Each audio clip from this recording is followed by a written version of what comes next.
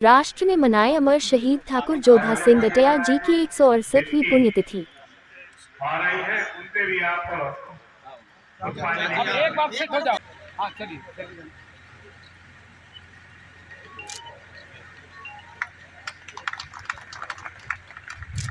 कृतज्ञ मन के भाव सुमन हम सादर अर्पित करते हैं और आदरणीय चंद्रपाल सिंह जी पधारे आज यहाँ हम सब मिल स्वागत करते हैं। बहुत बहुत अभिनंदन वंदन स्वागत आपका।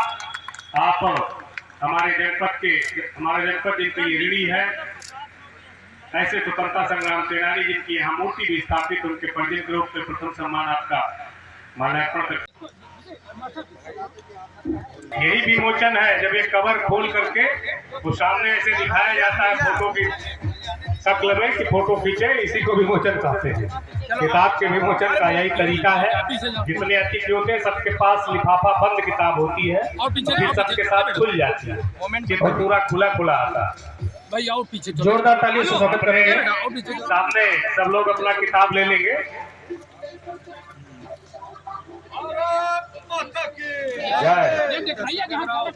भारत माता की, भारत माता की। मैं आग्रह करता हूं समस्त आयु आगंतुकों से कि आप लोग यथास्थान मंच ग्रहण कर लें, क्योंकि कुछ ही क्षणों में जादूगर अरविंद के द्वारा जादू का शो शुरू होने जा रहा है। जो भी बच्चे इधर उधर टहल रहे हैं। और आज राष्ट्र जोधा सिंह अटैया जी की 168वीं पुण्यतिथि मना रहा है।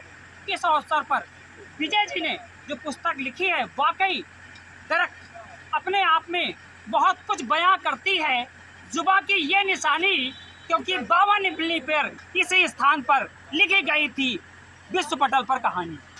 सर जो आपने पुस्तक लिखी, वास्तविकता में बहुत सारे लोग स्वतंत्रता सेनानियों के बारे में इस तरह से नहीं जान पाए, और ख़ास तौर पे जलियांवाला बाग को लोग जानते हैं, लेकिन मैं मानता हूं कि अगर यूपी में कोई जलियांवाला बाग है तो वो यही है, इसी जगह है। ये सोचकर जो आपने पुस्तक लिखी, क्या विचार आया और पुस्तक के द्वारा आप क्या संदेश देना चाहते हैं?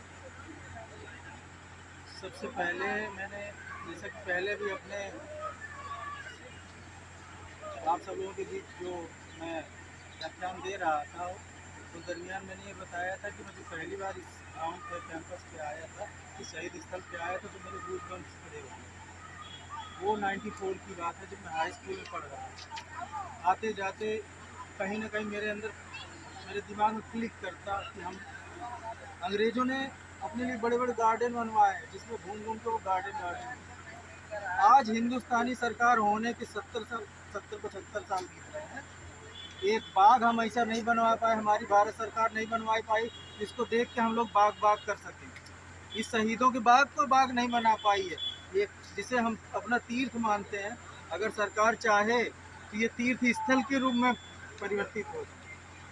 हमेशा दिल में चुभन उठती थी कि हमारे इन 52 स्वतंत्रता संग्राम सेनानियों, जिनकी वजह से आज हम यहाँ इकट्ठे होते हैं, हमारे इकट्ठे होने की वजह से ही हमारी जो नव युवक पीढ़ी है उनके अंदर इंस्पिरेशन, प्रेरणा पैदा होती है कि हमें भी देश के लिए कुछ करना चाहिए। अगर ये हमारे प्रतीक, ये हमारे आस्था के गवाह अगर ये न रह गए, इनकी स्मृतियाँ न रह गई, तो आगे देश की रक्षा कौन करेगा।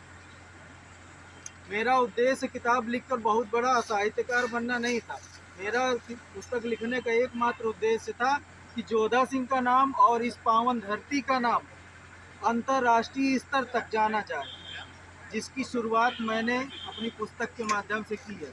बहुत लोगों की बहुत ढेर सारे विचार हैं। कोई कहता था 6 जोधा सिंह अटैया हैं, 5 लोगों को फांसी दी गई, कोई कहता है 52 लोगों को फांसी दी गई, कोई कहता है कि यहाँ लोगों के नाम शामिल कर दिए गए, किसी राजनीतिक बस, किसी अन्य। तो इन सब चीज़ों को विराम देते हुए सिर्फ इतना कहना चाहता हूँ, शोध का विषय चाहे जो भी हो, जोधा चाहे जो भी रहे हो, वो हमारे लिए प्रेरणा स्रोत है।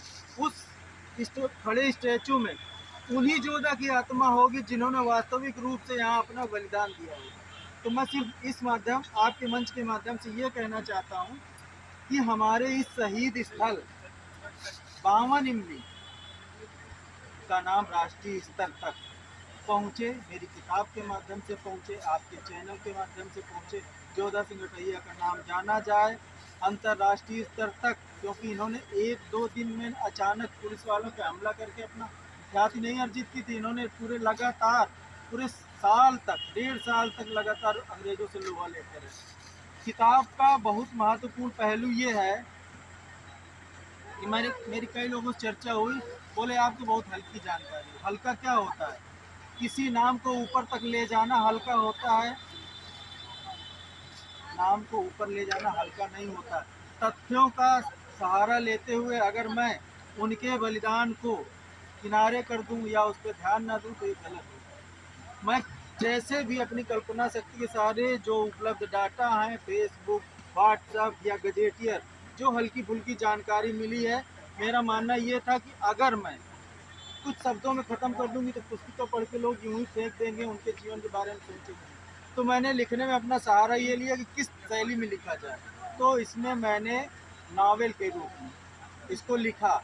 उसमें तमाम काल्पनिक चरित्र भी आए हैं, लेकिन उन 52 लोगों को शामिल करते हुए उन 52 लोगों में काल्पनिक रूप से इन्हीं पत्थरों में अंकित 52 लोगों को मैंने श्रद्धांजलि स्वरूप उनको नाम दे दिया है, ताकि जोधा के वो 52 आत्माएं साथ में जो जूझी थी उनके साथ, उनको सच्ची श्रद्धांजलि दे सके।